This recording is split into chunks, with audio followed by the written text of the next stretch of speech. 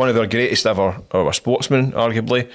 Josh Taylor's back in the ring this weekend, looking to kind of reinvent himself at welterweight. Listen, the only Brit to get the 4 belts in modern history at the light welterweight. But how do we see it? Can he climb the mountain again, Josh, at 34?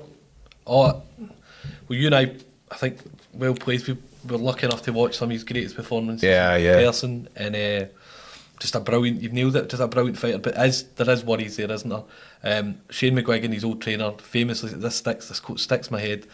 When he was asked about the possibility a couple of years ago into welterweight, moving up a weight class, and he was dead against it. Felt all Josh's best strengths were heightened at 140 pounds. But listening to Josh yesterday, I thought he spoke really well.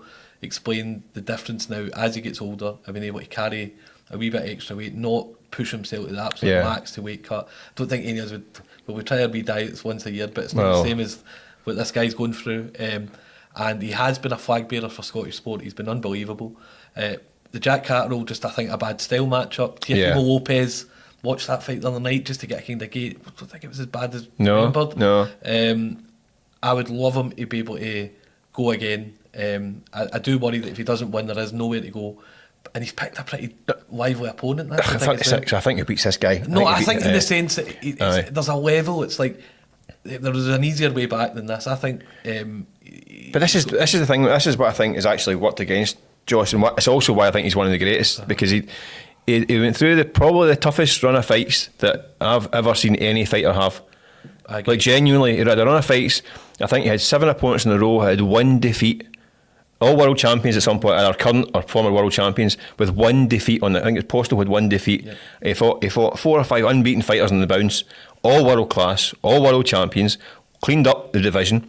Nobody's ever done that before. I mean, usually, you look at guys like your Joshuas and all that stuff who are managed by a different stable, win a world title, couple of easy fights in between, then rise again.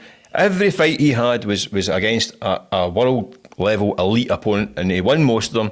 Eventually caught up with him, I think, at some point, and he said, "Have we stepped back?" But I like the fact he's now calling himself the hunter rather than the hunted. Yeah. I think that suits him. When he was going for those titles, he was the most ferocious, fiercest fighter in the world game. One of the pound for pound best on the planet, and scaled those heights. I'd love to see him do it again. I think he'll win a world title at welter. I mean, I don't think he'll clean up the way he did before, but I think he will win a world title at this weight. Because he's got all the talent in the world. You've nailed it. It's not the place for too many niceties to you, but that was very well said, and it is true. An elite level fighter, and I think people need to appreciate what he was. And if we get a bonus run here, we should enjoy it as well. Exactly. So yeah, good luck to him anyway. Here.